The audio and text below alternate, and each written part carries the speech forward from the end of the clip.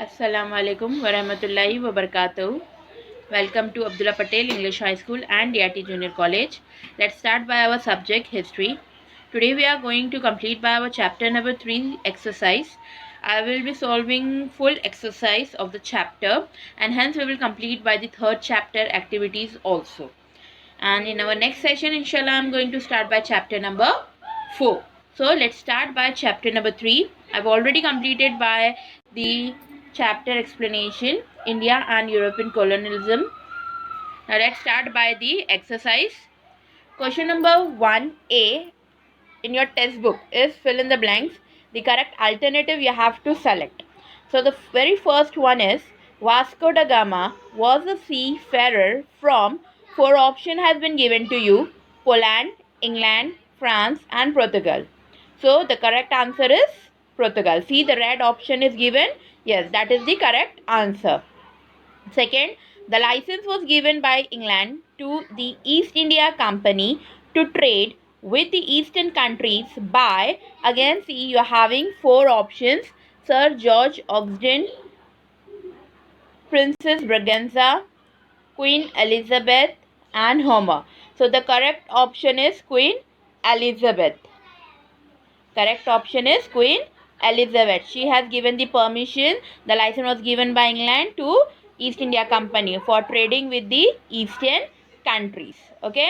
So question number 1A. First answer is Portugal. Vasco da Gama, a seafarer from which country? From Portugal. And second, the permission of the license for East India Company of doing trade from eastern countries was given by Queen Elizabeth. Portugal and Queen Elizabeth. These are the two answers for question number 1A. Moving further with question number 1B, that is the find the incorrect pair from group B and write a correct one. Group A and group B has been given to us. See, Archbishop, answer has been given in front of in your textbook is Chief Executive Officer, which is wrong. Answer will come Viceroy, Chancellor, Judge, Vendor da Fazenda, in charge of company possession, Capitan, answer is Captain, Archbishop, answer you can Archbishop. See, the word is given in your textbook, that also you can write in your answer. You can also mention Viceroy, as Viceroy was the head and he has taken the duty. Under him these people were working. So Archbishop, the answer will be Archbishop. See, in bracket the answer has been given in on page number 19 of your textbook. Moving further, question number 2, complete the concept map. See, the map has been given to you and three option has been given. See, island of Mumbai. We have to mention the island of Mumbai. How many islands are there? Yes, there are 7 islands. As we have as we have understood the topic. So we have seen that there are total 7 islands in Mumbai. Which are they? Mumbai, Wadala, Mazgaon. This 3 has been given to us. Other 4 we have to write. So which are those 4 one? Mahim, Paral, Worli, Sain, or you can say as Shiv. This 4 are the other island of Mumbai. I hope the slide is visible to you people. Moving further, explain the following statements with reason. First, the Indian ruler had to obtain cartas, that is license. This answer you will be getting on page number 19 of your textbook. Second, Indian ruler found it difficult to fight the Portuguese. Page number 20. Answer is on page number 20. I have also written on the slides. Hope you can understand it. Now this is the statement, we have to write the statement with reason. So you will be starting your answer as the Indian ruler had to obtain cartas or license because, or you can write down the in points, as it is give reason, you have to write your answer in points. Compulsory you have to write your answer in points. So write the answer in point number 1, point number 2, point number 3 and so on, whatever the points are, and then you have to write hence the Indian ruler had to obtain cartas. I hope you are getting it, how to write your give reasons, right? Moving further with the answer for the first one, the Indian ruler had to obtain cartas. See, first one, the Portuguese naval force was very strong. They used to launch sudden attacks on their enemy's territory from the sea and work it completely. Second point, the Indian local rulers could not match the Portuguese in their war tactics. Later, when they established their firm control on the Indian Ocean. Third point, the local ruler dared to set out on the sea without a Portuguese license. The ships were either seized or sunk by force. Fourth point, hence it became necessary for the Indian ruler to get a license, that is, cartas from them for sailing on the Indian Ocean. I hope answer is very clear to you how you have to write. I have written the question down by using hence. If you want to write the question in starting, so you can write the question and then you have to use the term because, and then you will be starting by your points.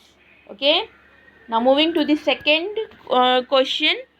Answer. First point, 5 ships used to arrive every year in the Indian ports. The ships were equipped with cannons. Second point, the Portuguese had shipbuilding facility at Goa, Diu and Daman. Durable teak wood of best quality essential for building ships was available in this region. Third point, the Portuguese used to deploy seamen from Portugal to India.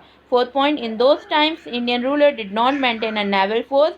Therefore, here you can make fifth point also if you want. Therefore, Indian ruler found it difficult to fight the strong naval forces of the Portuguese. I hope these two answers are very clear to you people. Moving further to question number 4, this is the last one, the answer in detail. Again, yeah, we are having two questions. Which are the places where the Portuguese established their colonies? That we have to write. Answer is on page number 19 of your textbook. Question number 2, what were the rights given to United East India Company by the Dutch government? Answer is on page number 21 and 22. Page number 21, only 2 lines have been given to you. Okay, and on page number 2 you can find out your answer. I have also made slide of this answers also. If you find any difficulty, you can refer page number 19 and 20 and 21 for the same. So starting by question number 1, which are the places where the Portuguese established their colonies are answers to the first one. Once landed on the Indian coast, the Portuguese did not take long to establish themselves in India. By the beginning of 16th century, Portuguese had bought a considerable portion of the Indian coast under their control. If you want to write this in points, you can make your points. If you want to give subheadings, you can make subheadings also in this, as it is answer in detail. If you want to write in paragraph form, you can write in paragraph form also. Just highlight the important words of the answer. Okay, so as you can score more marks in your exam. Depend on you how you want to write. If you want to write in points, you can go by that. If you want to write in sub points, you can go by that, by highlighting the sub points. Or you can just write paragraphs in paragraph format and highlight the important terms, or the years. If you want to highlight, you can highlight the years also. Okay, so moving further, the Portuguese took advantage of the strained relation among various rulers in South India. They established their colonies on the western coast and built forts for their protection and used them to protect their colonies from external attacks and to reinforce them continuously with supplies by using seaways. More answer is there. By 1608, the Portuguese had their colonies on the western coast of India at Diu, Daman, Chaul, Goa, including Shasti and Baldesh, Honavar, Gangoli, Basrur, Mangalore, Kannur, Kodungalur, Kochi and Kollam. Similarly, on the eastern coast, they had trader colonies at Nagapattinam, Mylapore, or also Sao Tome, Centum and Hooghly in Bengal. This stretch of the Portuguese Empire had its capital at Goa. The Portuguese colonies had spread from Cape of Good Hope to Macau in China. They all were considered to be part of Indian Empire of the Portuguese East India. Here we completed by our question number 4, first answer. Now starting by question number 4, second answer. 1602, several Dutch companies came together to form a company named United East India. The Dutch government issued a license to the company to conduct trading with the eastern countries. The same license permitted them to appoint staff to establish factories, to build forts, to engage in battles against the eastern countries, and also to sign treaties with them. Accordingly, the company appointed a governor general to take care of the Indian affairs. By the middle of the 17th century, the company had established Dutch colonies and factories right from the eastern coast of Africa to Japan. The Dutch also had native people in their staff. They established their first factory in 1602 at Petapuli in the northern parts of Coromandel coast. Here we have completed by our question number 4, second answer, which was on page number 21 and 22. So I hope all the answers are very clear to you people.